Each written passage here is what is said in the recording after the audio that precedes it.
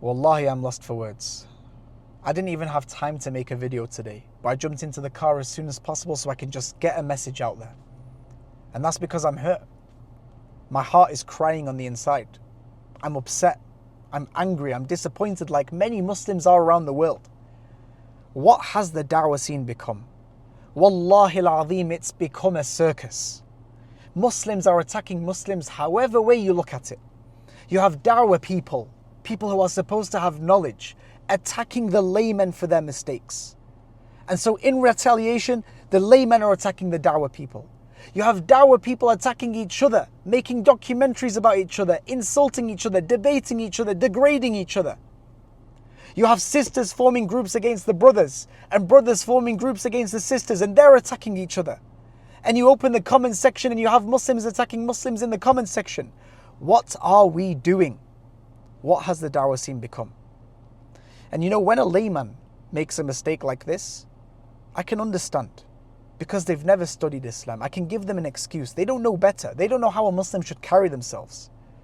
But when you, O da'wah carrier, someone who's studied Islam, and you create an entire account on social media to spread the goodness and be an ambassador for Islam and try and bring people closer to Islam, because you've taken that title, I hold you to a higher standard. And I'm not so forgiving with people like you. And so this video is going to be two things. The first section is going to be 2 lessons for you, O da'wah carrier. Because clearly you need these lessons. And you need to reflect on these lessons because they're very, very deep. And at the end, there's just one message that I want to give to everyone else who's watching and they're confused and they're upset by what's going on. So let's get started. As for the 2 lessons for the da'wah carriers, the first one requires a bit of reflection. But wallahi, if you're sincere and you reflect sincerely, it will cause something to change in your heart. I want you to imagine that you're on the side of the road with your brother and you have a little difference. And so you start arguing with each other. It's between you and him. And as you're arguing, a random person that you've never seen before comes up to your brother and he insults your brother for no reason. What are you going to do? Isn't it the case that you're going to stop arguing with your brother and turn to this random person who you don't know and say, hang on a minute, you do not speak to my brother like that, and start defending your brother despite your differences with your brother? Isn't that what you would do?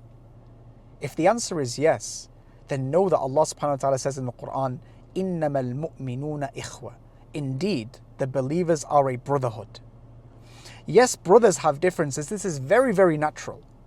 But when you start live streaming your arguments and making videos about each other, insulting each other, that's like calling all the streets when you're having an argument with your brother and saying, guys, come listen to our argument because I have something to prove in front of you. Wallahi, anyone with an ounce of dignity would not let any argument between their family spill out to the outside, to the public world. So what happened to the family of the ummah? What happened to the brotherhood that's between us? Why are we attacking each other? Stop making videos about each other. Stop attacking the laymen. Stop attacking each other. The Prophet ﷺ would never have done that.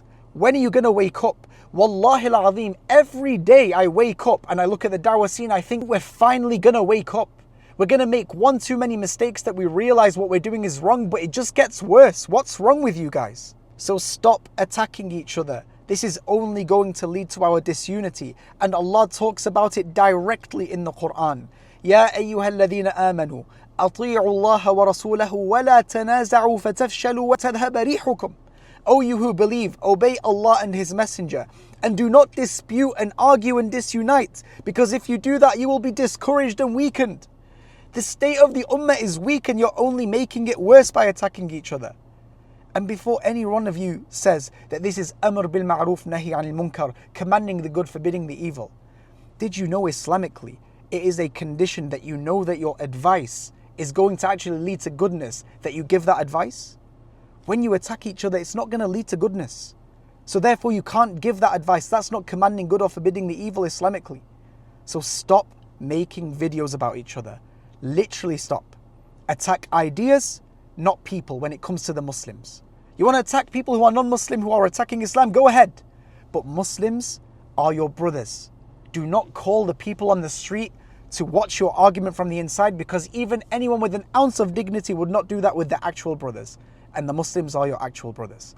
And that's the first lesson. The second lesson is about a hadith which you've all probably heard before, but you've not reflected on it as deep as I'm about to say. And this is where the Prophet ﷺ, he said, كُلُّكُمْ رَاعٍ وَكُلُّكُمْ مَسْئُولٌ عَنْ رَعِيَّتِهِ. Every single one of you is a shepherd and you're all responsible for your flock. Now think about it for a second. The shepherd is typically not the one that owns the sheep, correct? Usually it's the master that owns the sheep and he hires a shepherd to look after the sheep for them, correct?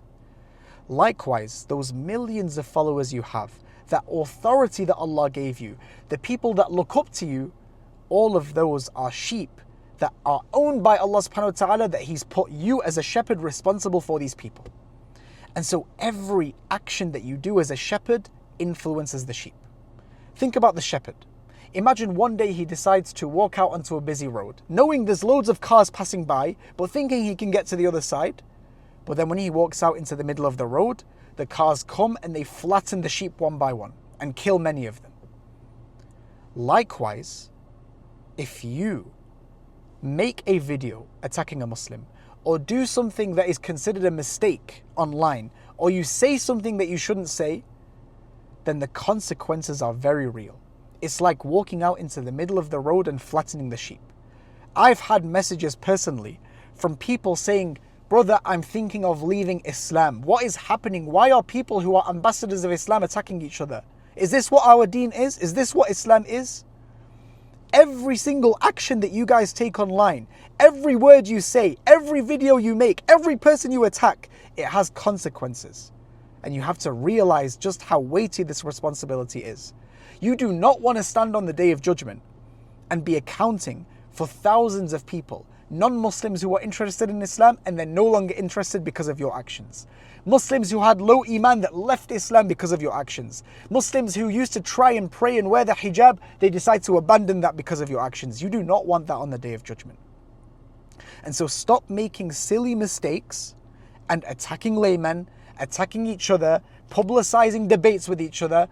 We have to unite. Please wake up. Wallahi, I don't know what else to say. And I'll leave it at that for the advice for you guys.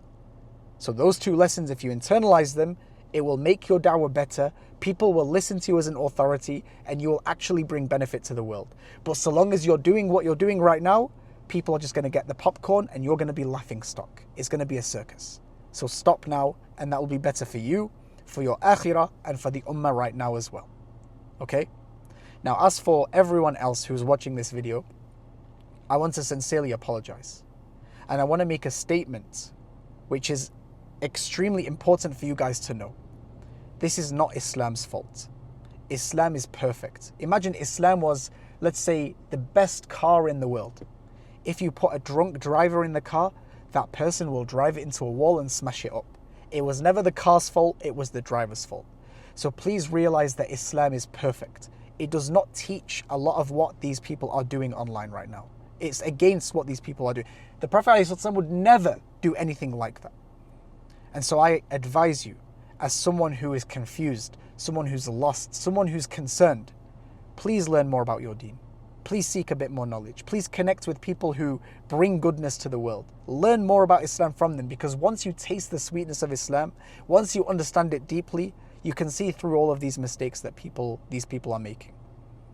And I promise you it will be best for you, inshallah. So I'll leave it at that so it's not too long of a video. And jazakumullah khairan. Assalamu alaikum wa rahmatullahi wa barakatuh.